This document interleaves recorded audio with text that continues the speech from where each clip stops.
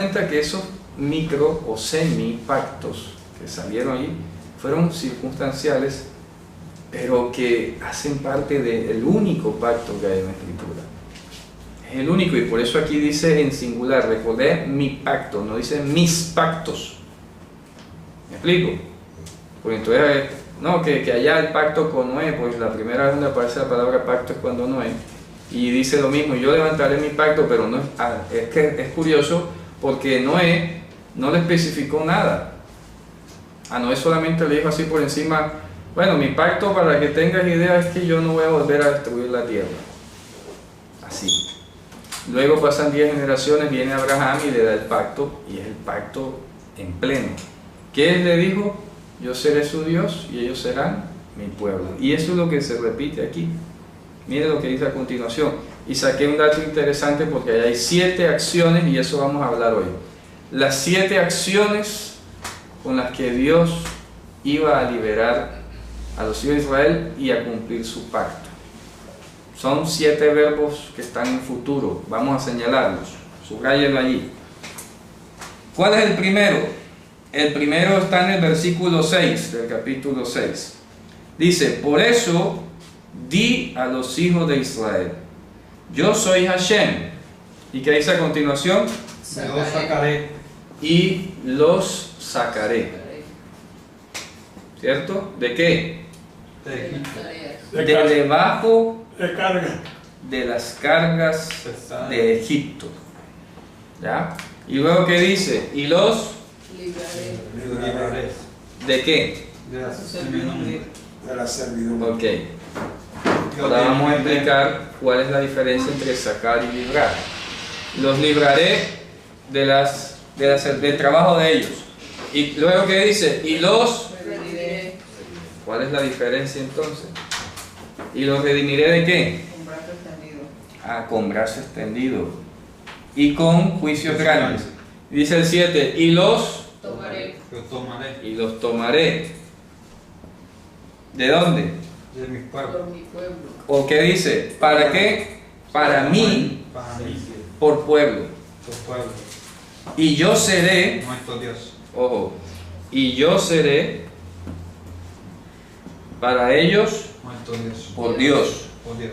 Y ustedes sabrán que yo soy Hashem, el Dios de ustedes, el que lo está sacando de debajo de las cargas de Egipto. Y la última que dice, Meteré.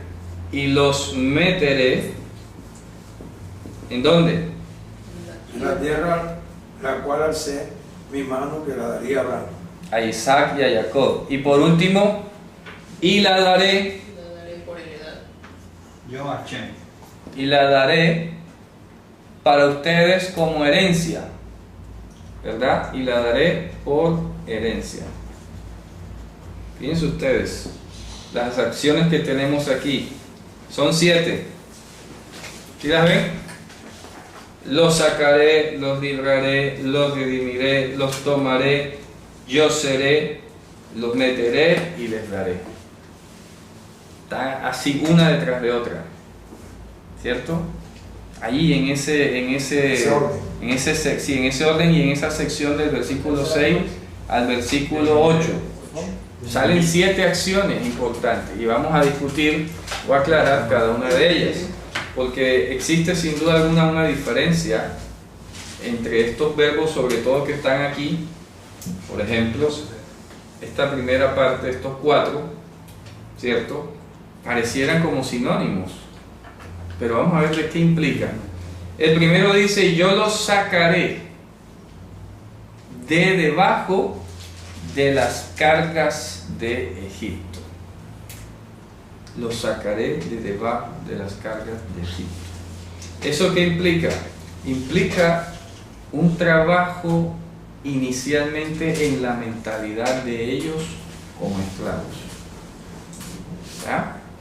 El proceso final de la redención empieza precisamente con lo que hemos hablado anoche en la carta de los Romanos. ¿Por qué? Con una transformación de tu forma de pensar. ¿Por qué? ¿Qué ocurre cuando una persona está sometida a esclavitud? Su forma de pensar se acostumbra a ser la de un esclavo. ¿Ya? En Estados Unidos, cuando firmaron el Acta de Independencia de la Esclavitud, la gente salió a las calles libre y no sabiendo qué hacer, volvieron a ser esclavos. ¿Ya? Entonces, la primera señal de que tú estás dentro del pacto de Dios, porque aquí dice: yo recordaré mi pacto, y lo iba a hacer a través de un proceso de 7 acciones importantes, centrales, fundamentales. Cuando Dios recuerda el pacto para ti, porque te ha escogido, lo primero que va a hacer es sacarte. Recordarte de dónde te sacó. Sacarte de debajo de las cargas. Pero ¿por qué dice sacarte? Porque lo primero que normalmente ocurre es que el ser humano no va a querer salir, porque está acostumbrado, está habituado, y eso confirma una vez más, por lo que hemos dicho en Romanos, que el hombre no es capaz de arrepentirse, ni de hacer conciencia, ni de tomar una decisión de un cambio radical en su vida. Es Dios quien tiene que venir a sacarlo. ¿Cierto? Y repito, ¿qué pasó? Fíjense ustedes la diferencia, que este trabajo era un trabajo espiritual.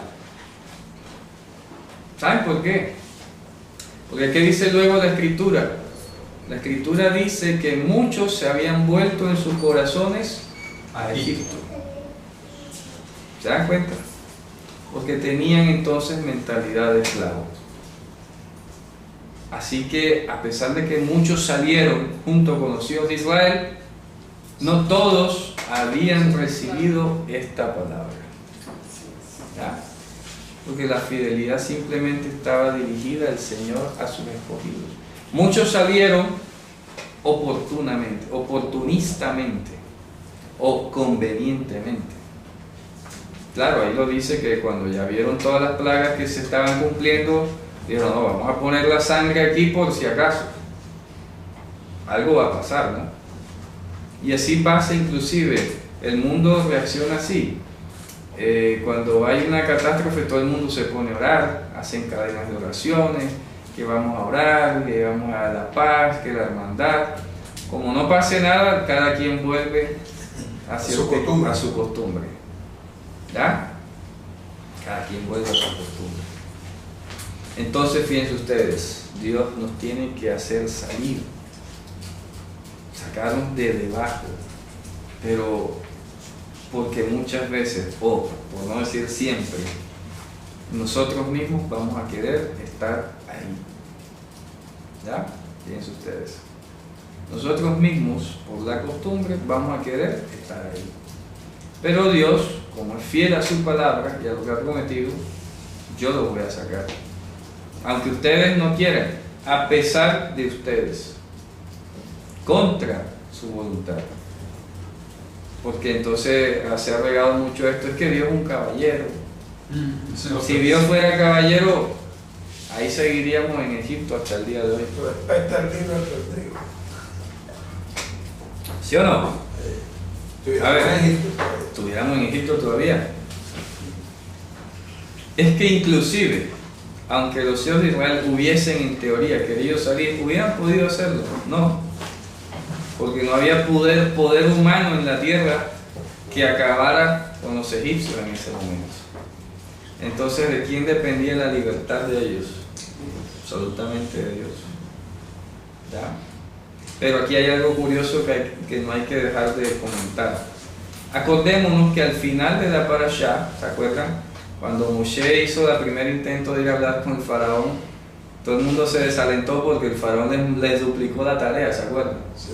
Y todo el mundo dijo: no, hombre, pero si ustedes vinieron fue a ponernos las más pesadas aquí. ¿Cierto? Y Moshe decía: bueno, Dios, pero ¿cómo me mandas tú a hablar si al pueblo ahora le va peor? Y ahora, ¿cómo me va a escuchar a mí? Si no me escucha el pueblo, pues menos me va a escuchar el faraón. ¿Ya? Imagínate tú. Pero claro, todo esto estaba dirigido a este proceso fundamental. Por eso, en parte, cuando usted me preguntaba sobre por qué las primeras plagas afectaron a los hijos de Israel, La razón era esa. En ese momento ellos no tenían miedo de Dios, no tenían temor de Dios. A ese Dios no me interesa, me puso fue más trabajo. ¿Ya? Dios tenía que hacer un alto ahí.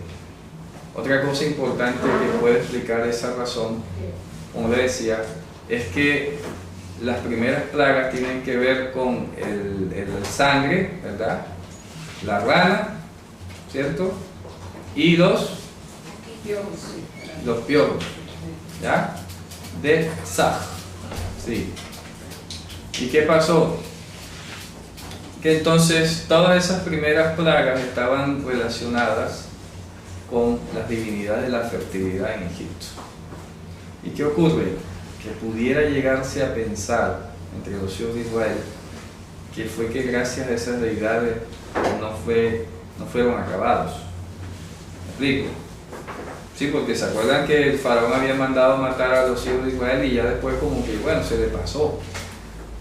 Y como que algo pasó, entre comillas, el destino, entre comillas, una palabra que le gusta mucho a las personas, no, el destino lo quiso así. Pero ¿cuál destino? Es que no hay destino, ¿cierto? Es Dios, es la voluntad de Dios lo que hay. No hay destino, no hay fortuna, no hay suerte, no hay nada de eso. Ni casualidad. Ni casualidades. Es Dios el que va controlando todas las cosas. ¿Qué pasa? Que en ese punto los hijos de Israel no querían saber nada de Dios, entonces Dios se hizo respetar, ¿cierto? Ah, que ustedes no se acuerdan de mí, bueno, yo voy a hacer que se acuerden. Fíjate tú. Eso está demostrando un escenario en el que definitivamente es Dios quien siempre toma la iniciativa. Si Dios no se hace notar, ¿se habrían acordado los hijos de Israel de Él? No. No. Habrían seguido allí trabajando en su rutina, en su esclavitud. Vea, y cómo llegaron a amarla, que cuando estaban en el desierto anhelaban. ¿Cierto? Es que allá teníamos ajos, cebollas, que la carne, que el otro. ¿Ya? Es decir, en términos técnicos preferían seguir comiendo delicioso siendo esclavos. ¿Cierto? Y lo que hablábamos ayer, nadie estaría dispuesto a donar toda su riqueza o sus comodidades por la salvación. ¿Cierto? ¿Cómo? Salvación y sacrificio. Déjame aquí. ¿Ya? Ah, que tengo que dejar de comer así de rico, pero para ser rico, ¿yo qué voy a hacer con eso? ¿Quién dijo así? El señor Esaú. Pero ¿para qué la primogenitura y esas promesas si no que me voy a morir de hambre? Ah, igualito el ser humano. Así es el ser humano. Así es. No quieren soltar nada, aunque Dios se lo plantee, ni siquiera que Dios se lo plantea, pero suponiendo que Dios se lo planteara, no lo harían. ¿Ya? Así es. Porque están atados a las cosas de este mundo, Esclavizados. a lo inmediato. Dime. El hombre no tiene libre albedrío, ¿cierto? Nada. Pero entonces cuando nadie se acerca a Dios, ¿no se supone que Dios está controlando que no lo haga? No, porque esa es la condición original, es el punto de partida original. ¿De acuerdo? Porque la gente, este mundo quedó arrojado y separado de la gloria de Dios con el pecado. Así que de plano aquí, si Dios no quisiera venir aquí a buscar a nadie, pues todo el mundo se pierde. ¿Me explico? ¿Por qué? Porque Él los arrojó de su presencia. Es como que Dios ocultara su rostro y dijera, no me interesa lo que pasa allá. ¿Me explico? Así de sencillo. Entonces Dios no está impidiendo que vengan. Es Dios el que no le presta atención, que es otra cosa. ¿Sí me explico? Porque ellos de naturaleza, la humanidad, nosotros quedamos así de plano. Si Dios no dirigiera su rostro hacia este mundo caído, hacia este mundo de tinieblas, aquí estaríamos pereciendo, sin esperanza y sin Dios. Eso es lo que se le llama gracia. Sin Es esperanza, correcto. sin Dios. Sin esperanza y sin Dios en el mundo. Por eso Pablo decía, nosotros seremos los más dignos de lástima, ¿cierto? Creyendo en algo que no existe. Entonces fíjense ustedes, hermanos, es Dios quien viene aquí. Por eso lo decía en la parashá, en la lectura del profeta, ¿se acuerdan? Si ustedes vuélvanse a mí y si no, yo me volveré a ustedes. ¿Ya? ¿Se dan cuenta? Entonces Dios manda a decir, hombre, vuélvase. Nada, no se vuelve, yo voy para allá. Por eso es que en Hebreos capítulo 2, versículo 14, vamos a leerlo. Vamos a buscarlo. Muy bonito ese pasaje. Igual puedes citarte. Eso está en Malaquías, en Malaquías 3:7. Vamos a buscar Hebreos capítulo 2, del 14 en adelante. ¿Quién lo lee? Así que por cuanto los hijos participaron de carne y sangre, él también participó de lo mismo, para destruir por medio de la muerte al que tenía el imperio de la muerte, esto es, al diablo. Siga. Y librar a todos los que por el temor de la muerte estaban durante toda la vida sujetos a servidumbre.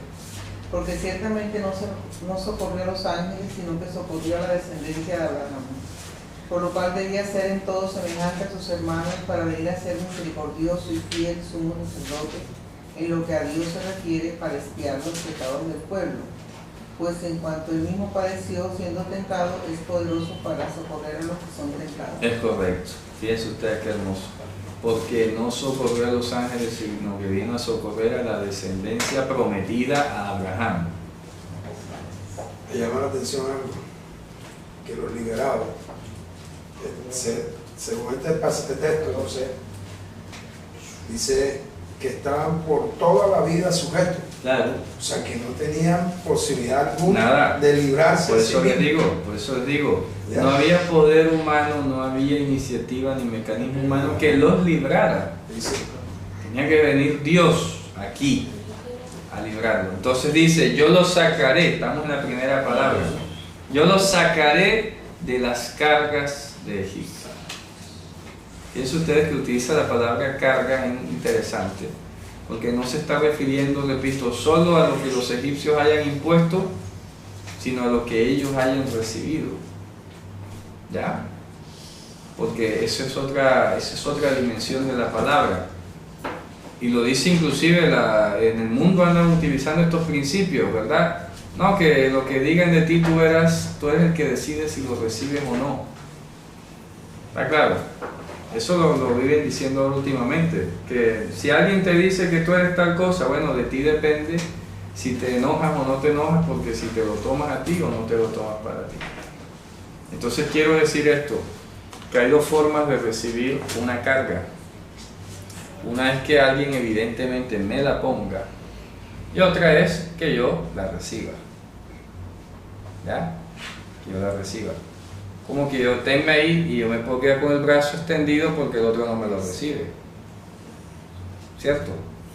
Ahí se está refiriendo a esto. Yo lo voy a sacar de debajo de las cargas que ustedes también han recibido.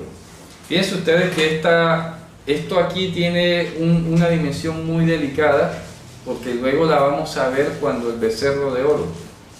¿Qué fue lo primero que había en el corazón de ellos cuando llegó el tiempo del becerro de oro? Sacaron la idolatría que tenían en el corazón. sí, un becerro. Enseguida salió a reducir la idolatría. Ya. Enseguida se pusieron a adorar a Dios como a ellos les venía gustando. Claro, habían orgías, habían comidas, comelonas, tragos, desórdenes. Resulta que eso era la forma como ellos estaban acostumbrados en Egipto. Fíjense ustedes, aprendieron eso de los egipcios, no del Dios de Israel. Moisés no llegó allá ebrio, ¿verdad?, dándoles ejemplo de eso. Vamos a hacer una fiesta aquí nosotros, ¿cierto? Sino que el mandato era sacarlos para celebrar a Dios en el desierto, pero no a la manera de Egipto. Pero ellos se tomaron la cuestión muy en serio. Pero Dios dijo que lo saliéramos a celebrar. Vamos a celebrarlo como nosotros sabemos. De nada. Incluso cuando Jesús y Joan te dicen ahí que Dios sea un becerro. Por eso a eso me refiero. Sí, adoraron a Dios a su manera. Entonces, ser sacado por Dios implica, repito, que tú no vas a ser lo mismo que estás acostumbrado a hacer. ¿Ya? Que esto implica cuando Dios te va a sacar, o te está sacando, como nos está sacando hoy, o como nos ha sacado ya a otros, es que tú no vas a hacer lo que a ti se te ocurra, o lo que has aprendido, o las maneras del mundo, sino que vas a aprender a esperar a que Dios te dé instrucciones. Si Dios te dijo, me vas a hacer fiesta, bueno, espera que Dios te diga, tranquilo, ¿Cómo va a ser esa fiesta? ¿cómo va a ser? Espera que yo te vaya dando instrucciones. Y eso lamentablemente es lo que le ha pasado mucho a la cristiandad. Sí. Le ha pasado mucho. Ni siquiera de pronto esperan algo, pero enseguida lo van es como a mí se me ocurra. Lo que hizo él. ¿Cierto? Sí, hace Lo un que hizo día, Abraham con esta Agar. Con Sarai y Agar, exactamente. ¿Ya? hace un día, pues. Sí, un día cualquiera y ya, exacto, a la manera.